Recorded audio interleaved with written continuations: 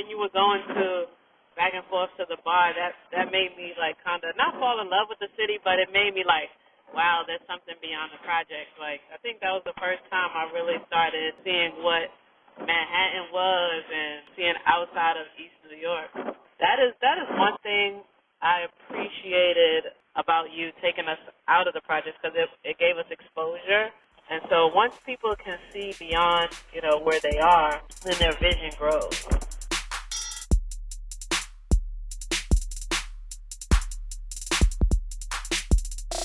Hey, what's up, everybody? You are listening to Parables from the Projects.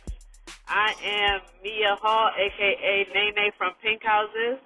And I am Gordy, a.k.a. Gorgeous Gordy from Brownsville, OG for real. Yeah. And we are bringing you another episode. Yep. So, as we always like to start it, with the what's going on question.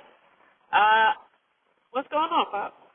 Yo, I don't want this, but dang. I mean, it's pouring down raining right now. It's like 20 now. I mean, it's raining. It's crazy. But, I'm man. So I get to hang out with my daughter and my friend Chandra and my sister. What's going on with you? All right, what's going on with me, man? Definitely still happy about the last podcast. Not happy that you were in the hospital, but we move up and we move on. So I'm getting ready to go to Art Basel for the first time. So looking forward to that. There's some research out there for Vault and Powers coming in September 2020. And, man, I mean, there's less than 30 days left to the decade. So trying to end the year off and end the decade off right, end it off intentionally so that I can begin it in the same way. So I was trying to think of, like, a lot of people are doing the 10-year challenge. It's really the decade challenge now because, I mean, granted, 10 years ago was always a decade, but, you're thinking about where were you, when we were coming into this decade. So do you remember where you were in 2009? Not at all. 2009, wow. I feel like I was doing something really good in 2009. I don't know why. Because it's right before 2010. But I don't know. 2009 reminded me of something. 2009? Oh, yeah. That's a long time ago, right? Because 2004 the school You were 44. Oh, shoot, I was 44 years old. I was a man. I had no grades. I don't think I had no grades. I was looking good.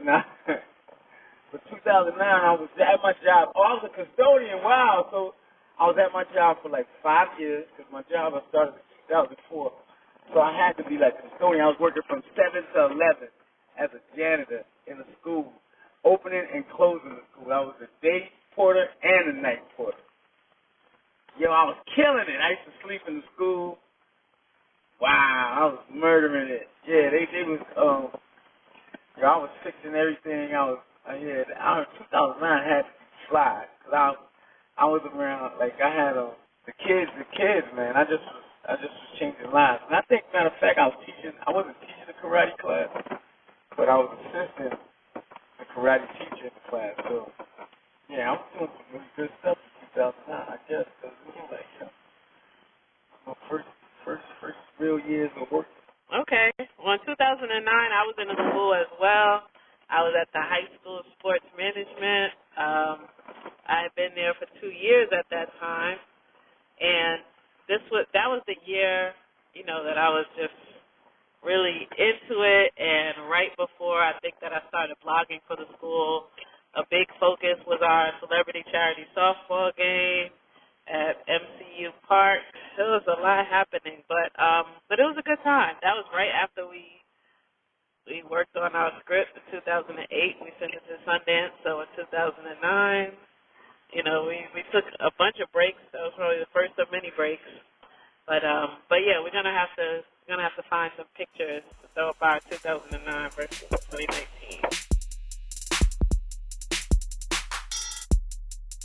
All right, y'all. Now it is time for our parable from the project of the day.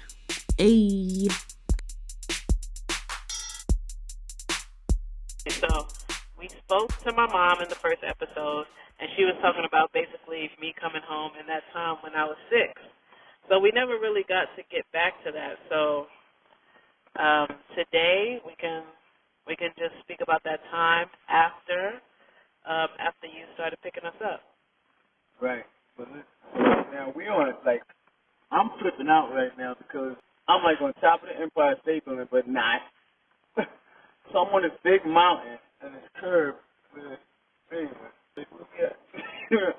So I know, Dad, you was on the CCC, and you basically used to just come and get us on the weekends, right? Yep. I started with the weekends, right? And in the summertime, it was like, And then Tiffany, and I started bringing Tiffany. Then you started bringing Tiffany, and then the rest of the kids. I don't know how we even got the rest of the kids. Going to Tiffany's house, though, that's what happened. I knew everybody, not everybody in that building, but I knew mostly all their parents. I grew up with their parents back in the 70s. So it was crazy. Like, going to Tiffany building really opened up the rest of the building because I was like, oh, wait, Kim, you got kids? They want to come with me? Because I had knew them already. I had hustled with them back in the days. You know, I had even, I had to, And then we grew up, like, we was in 5th grade together. In 6th grade, 5th, 6th, 7th, 8th, we used to, get up and go to school together. Like, on Easter, everybody would meet in a circle and see what everybody got for Easter. And these are all these people kids now. Like, Miss Franklin was always Miss Franklin, and her kids, this is beautiful. I mean, the hood is really a beautiful place. I mean, it's like when the dudes start that shooting and killing each other, that's what makes it bad, because growing up in the hood, man, you playing baseball, punch ball, ring olivio, you doing stuff every day with your friends. You having fights, but nobody's dying. Like, nobody's dying over a fight. Nobody's going to, it'd be one dude to have a fight and he'll fall and bump his head or something like the Coolie High. If you watch Coolie High, the nigga didn't get shot. He had a fight. They didn't want to kill him. Coolie High was real sad, but them guys were gangsters, but they didn't want to murder him. They just wanted to beat him up. They didn't stab him or nothing, but just when they punched him, he hit his head on the thing. And that's the death that we knew, like accidental death. This whole intentional stuff that's going on now, that's the narrative, that's the stories I'm hoping, I'm praying, and I know that will change. And I know it's going to change lives because the people, just like you guys are listening, and we're going to have more like guest speakers, and I don't even know if they consider themselves guests. What all these people consider themselves is people that got a calling, like Matthew, Mark, Luke, John. Like you gotta keep this in the bit. Like you gotta throw away all of that, all of that in the air stuff and ground. How do I say this? Let me just pause for a second. Where the rubber meets the road. Like how do you use the stuff that you learn in the Bible for when you walk down the street? And how does it relate to you growing up in the hood? How does that relate? How does Jesus walking on water, relate to you growing up in the hood? And that's the connection I want to try to bring together. And honestly, listening to the actual parables are what got us through life. I mean, I know that. Just the faith that Jesus had, like, okay, he walked on water, so I know that I could, potentially go to Harvard. Like, granted, it's, it might seem like it's two different things, but actually it's not. It's just like it makes you believe that anything is possible. If you believe, like, you connect it to something. Like, so you connect yourself to Christ, right? Right. So that's like, so Mia, we was walking out of church, and Mia was like, yo, I'm going to go to Harvard. We was joking, but, she really took the steps. She really believed. She really took the steps that was needed to get in that program that sent her to Harvard. She had the faith to write the essay and mail it in. Like, she didn't be like, she didn't write, she didn't hear I could go to Harvard and then say, nah, that can't be. You know what I'm saying? And go, oh man, nah, that was just for other people. Like when you hear stories like people becoming billionaires, you're like, nah, that ain't for me because I'm at this point right here. There's no way I could become a billionaire. But that dude, but Facebook and all that shit is less than 20 years old, right? I mean, you got to be kidding me if you don't know that you would. All right, yeah, that's stop preaching. But yes, anyway. Yes, that's a small aside, but yeah, we got there because you were talking about when you came home, you started getting me and Janae, but then you started getting Tiffany. Then you right. saw the other people that were in the building. So we started getting Charisma. I feel like Charisma started hanging out, and Munchie started hanging out. Like and so India, they would see us leave. everybody. So first they would see me, Tiffany, and Mia leave. So you know the other kids, and they would. Like, I used to pull up, before I even got the truck, before I even got the Jeep, and that's a whole nother biblical story. Like, God was like, man, you don't need to walk no more, you know, because I was taking these kids on the train. So for them to see somebody coming to the hood, and then I know all the people in the hood because I grew up with them in a pink house. So when I was walking out, they'd be like, yo, Gordy, what's up, you know? And I'd be like, nothing, because I'm out. And I see my hustle friends there, you know, they would come and speak. And sometimes niggas would give me money just to help with the kids, you know what I'm saying? So it was like I wasn't scared to take dope dealers' money, and I you know. But anyway, then the other kids would see that, so it'd be like, and I'd be like, yo, what's your name? Tanisha. I took you out to ride a bike. Yeah, Tanisha. And that was my homegirl, Dondi, who was like. Yeah, a friend of mine from Pink House anyway. Yeah, so basically, and he called us the new breed. Right, I tried to change their narrative, their whole way of thinking. Now, I was like this. I was like, listen, you got a different mindset. You guys aren't gonna be like you're gonna be in the hood, but and I'm telling you, I didn't read the Bible at this time, so. This is what another thing you gotta understand. I didn't read the whole Bible. I probably was reading Proverbs every day, and I didn't even remember none of that.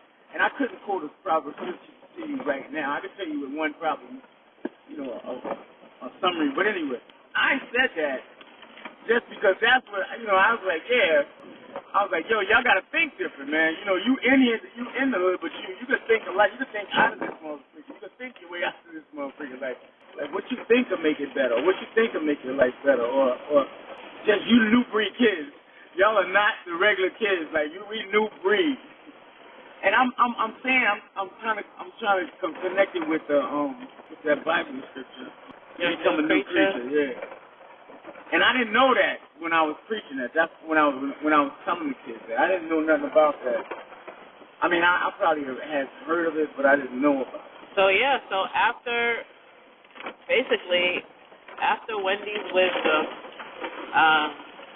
you know, we had an opportunity to speak to other people, but in going back in the thread of our stories, after prison and after coming home and getting saved, you came to pick up kids. And where we would go to church. At first it was just like we were just going out. But then, you know, we started going to church first. And then we would go to my dad's job. He was working at home base. Home base, man. And we would go there and we would, you know, see him so home base was a and club. stuff like that. I used to clean this club, home base. And so I would say, all right, y'all, just be careful, right? Because they would get on the stage, play with the microphone. Because it was like, you know, they would host rappers at home base. I remember Onyx came there when they first came out. And funny thing about that is I think they had Walkaway on. I think April had dressed them. I think that's her logo. I gotta act April, but yeah, it's crazy. It comes full circle. Yeah. But yeah, so we used to go to the bars with him and. Yeah, I had my daughters in bars because this dude named Mickey. That's what I want to give. So today, that's gonna be my man, but that's gonna be I want to give a shout out to Mickey because Mickey was like a gateway. He was like what Ye was talking about allies. It's allies out there, man, and you just gotta once you start your journey, And once you start that changed life, that life that you gotta believe that you're walking on, once you're walking on that water and you're not turning around, you're not doubting that God got you, you know, you get allies and you'll get help from places that you'll never thought would give you help. Absolutely. So how did you meet Mickey? Yo, it's the weirdest thing, and the dude I met, Mickey, that Mickey story is so deep and so long, that's a whole episode, because this dude used to live in a building around the corner where Mike moved in his apartment. Did we get up to the part where Mike said, move into my crib? I don't know. When was that? What year was that? 90. That was before he went to jail. It had to be 91. Wait a minute. But you came home in 90. I came home in 90. I went to... Wait, something. We gotta fix this, because this story is going to be deep, because it's some stuff that we forgot that's in the middle of this. Like, I lived with Mike Tyson. Well, wait, what the hell? Was that after when you all came, it must have been. Oh, no, that was, okay. Was it the same time? It was at the same time, but Mike went to jail for 3 years. That's what happened. And I was still taking the kids out. So I met Mickey through this dude named Eris. Now, this dude named Eris used to do T-shirts. He lived in a building around the corner from Mike, and I guess his parents got some money or something, but he was a friend of mine. But you know, we had got out of touch. I remember, but anyway, he introduced me to Mickey. I think one day we was hanging out or something, and I needed a job, and Mickey gave me a job at his club called Home Base.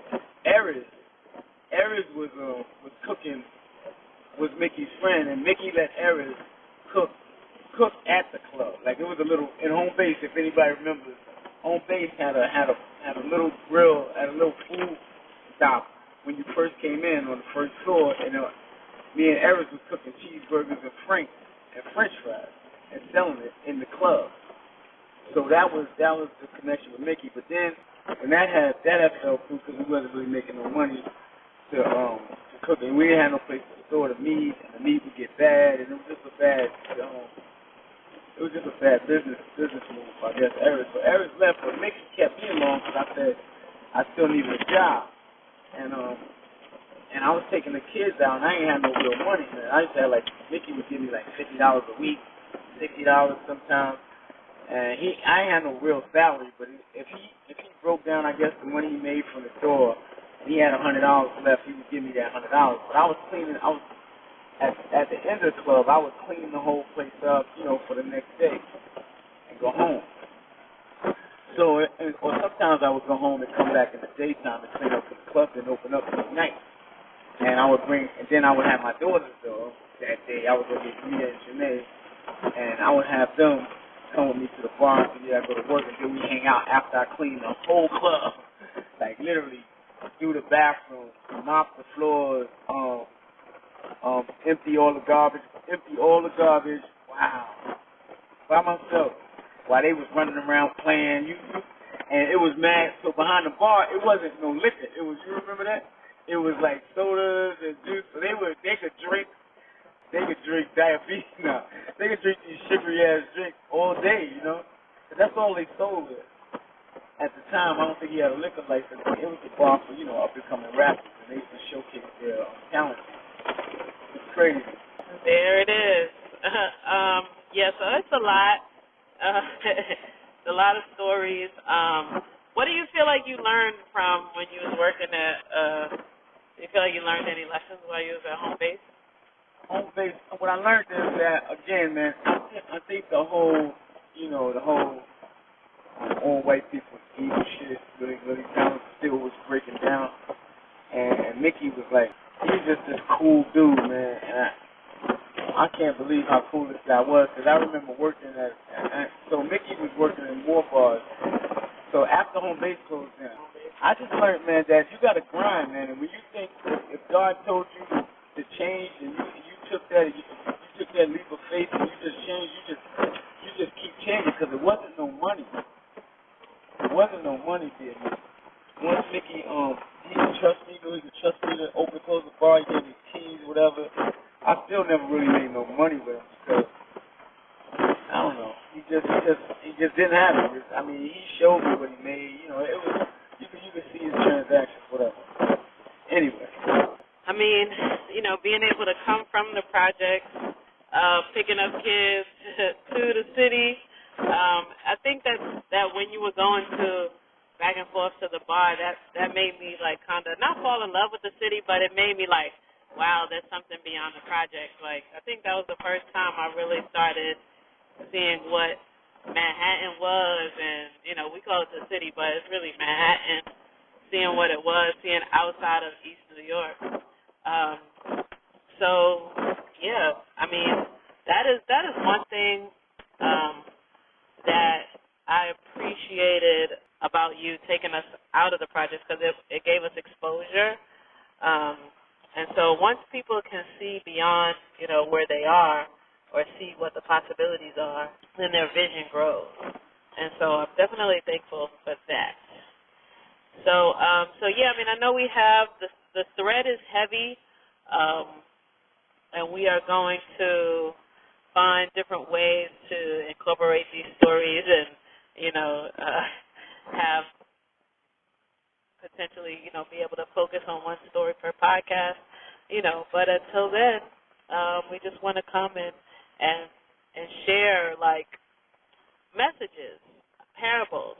Don't give up. Like, this is what work is about. Sometimes you just got to stay focused, and, the opportunities will come to you. Work hard and know that somebody is always looking out for you when you put in the work. And also exposure. Expose yourself to what you haven't seen. In order to do things you've never done, you have to go places you've never been. So giving yourself those insights, that exposure, will help bring you to new levels. So we definitely want to give a official Parables from the Projects Person of the Day recognition to Mickey Smoller. Mickey Smoller, man. Just one quick story about how deep and how cool our relationship was. I was working at the bar one time because he had opened another bar that I was working at, and all this is when Mike was in jail. Mike had got out of jail. I was working for Mickey, and I was going to Hunter College, I remember this instance. So the bar was on 23rd, and this is another bar called Mixed Company, and the bar, I was a bar back, and I was like the black dude. It was these two white bartenders, which he was cool too. It was a model dude. I guess he used to do it one of the main times before, but he was cool too. And this guy had lost. He said he lost his. He said he put his change on the bar and it was gone. It was like $80. He gave it to $100. I think it was. He had got change. He had got like $80. He said, "Yo, it was a $50. It was $70. He said it was a 50 and a 20 on the bar." He said, "Yo, did you see it?" He was talking to me, and I was like, "Nah, I didn't see it, sir." And I'm cleaning the bar. And so he came to me, and this is when I was in my. I don't even spit on the ground type of mode. I wouldn't let a piece of paper hit the ground if I don't give a freak. Like if I dropped a fingernail on the ground, I was looking for. But this is the mode I was in because I was doing my change. But anyway, so the guy was like, yeah. Where's the manager of this? So he called Mickey. Mickey came to the bar, and the dude was like, I think this guy took some money off the bar, and he's not saying it. Mickey looked at me and looked at the dude. Mickey said, "Gordy, did you take money off the bar?" I said, "No." He said, "Nah." He said, "No." It was that, and that was it, man. This is my dude, man, and that was Mickey, man. So a big shout out to Mickey. And then he was that vessel that gave me the cash to take the kids out, because I didn't have no other job, and I mean like $60 gets you a long way with 5 or 6 kids, But anyway, that's the shout out for today, Mickey. We're going to try to clean this one up because I know I'm all over the place with it. But we're going to tell these stories about how we was making these podcasts in our life, but we still working and we still doing stuff in the middle. And when you're trying to do stuff like this, all types of obstacles come in your way. So we're going to start telling some of these obstacles in this episode for him. Yo, so yes, man, that is it. All right, thank you everybody for listening to episode 3 of season 2 of Parables from the Projects.